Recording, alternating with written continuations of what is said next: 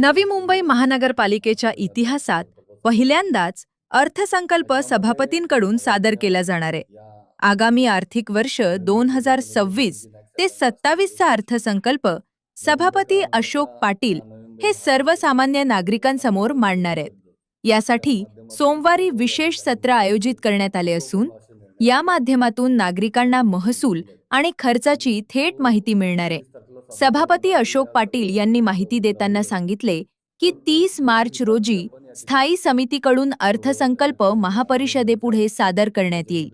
या अर्थसंकल्पामध्ये नागरिकांच्या विकासाशी संबंधित विविध योजना आणि कामांवर विशेष भर देण्यात आलाय. स्थायी समितीनं अर्थसंकल्पावर सविस्तर चर्चा करून तो सादर करण्याची तयारी पूर्ण केलीये. यासाठी 3 ते 4 दिवसांचा कालावधी राखीव ठेवण्यात आला असून संपूर्ण प्रक्रिया पारदर्शक पद्धतीनं पार पडणार आहे. दरम्यान प्रशासनानं 31 मार्चपर्यंत अर्थसंकल्पाची प्रक्रिया पूर्ण होईल असे स्पष्ट केले. त्यानंतर एप्रिलच्या दुसऱ्या आठवड्यापासून कर आणि इतर शुल्क लागू करण्यात येणार आहेत.